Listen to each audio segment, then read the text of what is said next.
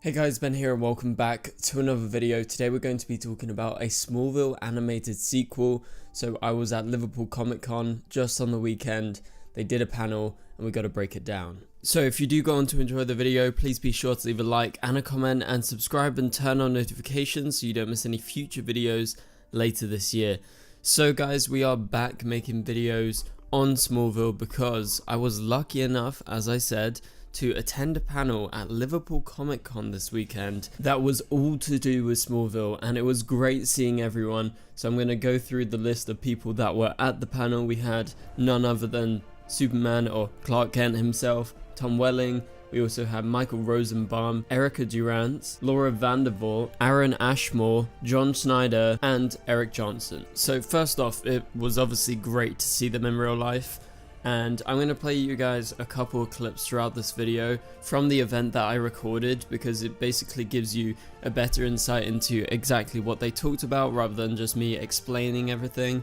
However, we are going to be breaking down a couple of important things that they talked about that is relevant to the Smallville animated sequel that we've been talking about for a couple of years now, because this has been something that's been going on behind the scenes. We know Tom Welling, but especially Michael Rosenbaum and the creators of Smallville are definitely attached to this, and it's a show that they want to get off the ground, but it's just taking a while and it's just got to be at the right time. So let's break down what Michael Rosenbaum had to say at Liverpool Comic Con, but instead of explaining it to you, I'm going to play the video right now so you guys can actually hear it from Michael Rosenbaum himself. We did some artwork, and Alan Miles, who created Smallville, they're attached, and Tom and I want to do it, but it's got to be the right time when you pitch, and you have to make sure that the studio is wanting to do something like that right now. So we want to get it made, and we plan to use all these guys when we never too early to get the fans online. But we don't know when. We don't know when, but we're let's do the work in progress. Online campaign. Can we tweet about it? Get it going. You guys want to see a Smallville animated series? Wouldn't that be fun? Hell yes.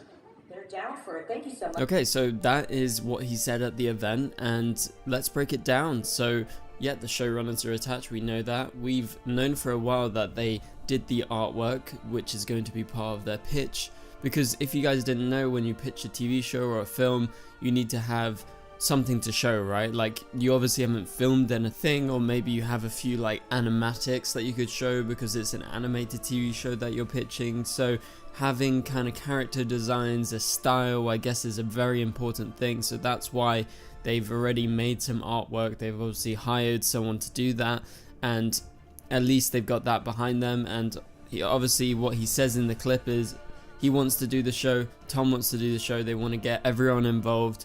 And it seems that whenever Warner Brothers and DC Studios and James Gunn is ready to have an Elseworld series like this Smallville revival show, then it's going to get made, because before then it seems like they're not like actively pushing it, but they do want to make it, but they're not in a rush. Like, they are just happy for it to play out as it does, and when the time is right, then they're going to act, then they're going to properly pitch it, because he's basically said they haven't pitched it yet.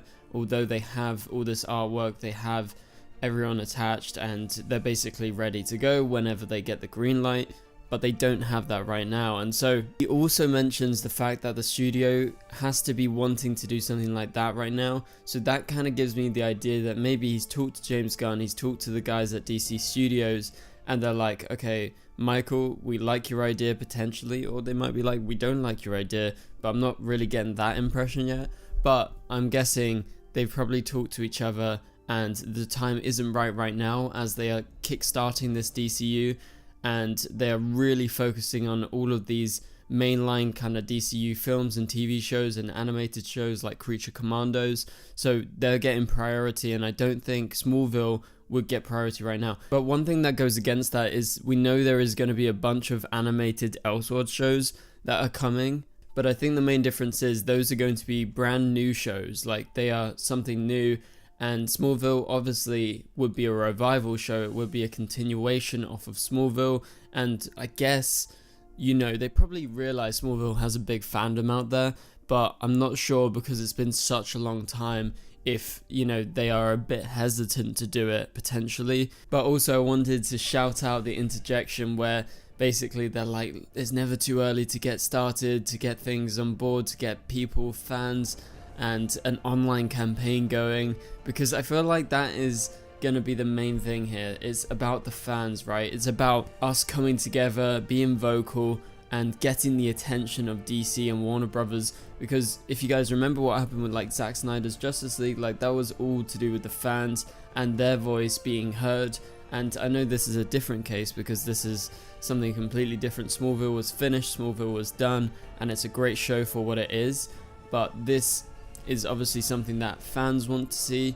And I don't know how aware every Smallville fan is of this project that they're trying to develop, but I'm sure when everyone finds out, everyone's going to be hyped and wanting to see the continuation of Smallville.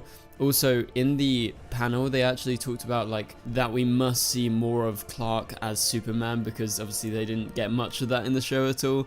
So that would probably be one of the biggest things. And since it's in animated form, you can still have a young kind of Clark Kent, young Superman, with him actually being Superman and getting to know his powers and everything. I feel like that would be like their main pitch, because the ending of Smallville really kind of left it up in the air, like what type of Superman did he become, because we never actually saw it. And this animated show would give us the chance to actually see that kind of alternate reality, that future that we never saw in live action, but we can get it going in animation despite Tom Welling being older now. Like he can still play young in an animated show. Also, a big question would be, what would Michael Rosenbaum's role be? Are they going to bring back Lex Luthor, or is he just going to be kind of the creator of the show? We know that they want the Smallville showrunners to be fully involved, but I feel like Michael was spearheading this thing, so he's definitely going to be like some sort of executive producer as well. So I wonder, is he going to play another role in the show, or would he return as Lex somehow if they came up with some sort of reason? So yeah, that's it to do with the animated sequel that they are currently working on, or is kind of ready to go whenever the time is right. But also at the panel, I wanted to talk about a couple of other things that they were talking about. And here is a clip of Tom Welling talking about returning as Clark Kent from Smallville in the Arrowverse for Crisis on Infinite Earths. Yeah, it was fun.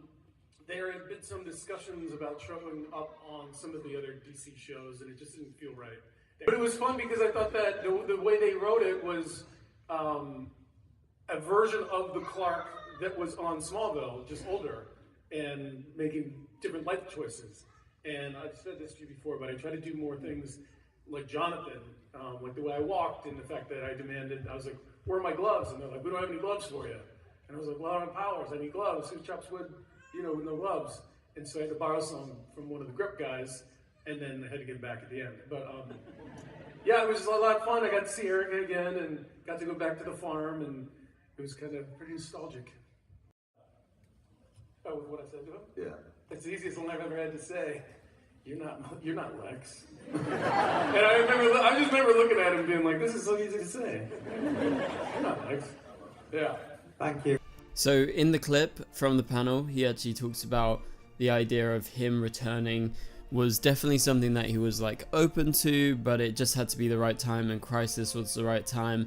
And he talks about how he kind of embodied more of like Jonathan Kent, because he's a bit older, obviously from the last time you saw him in Smallville, and this version of himself is pretty much the same, but it's a version of Clark Kent that doesn't have powers. So he talks about the gloves and everything. He wanted to be, like a Jonathan Kent inspired version of Clark Kent. He also talks about how he got to reunite with Erica. Obviously, Erica Durance did play a big part in Supergirl. At one point, she was the recasting of Supergirl's mum, Allura Zor-El, and so we saw her quite a lot in Supergirl. And then she was also part of that crossover event. And just in that extra clip I added on at the end, Tom Welling talking about working with John Cryer and saying, "You're not Lex Luthor," was like one of the easiest lines he ever had to say, because obviously Michael Rosenbaum is his Lex. So I love that, and I know he said a couple of these things before at other panels, but people like asking similar questions because we're all kind of interested in the same things, right? Like,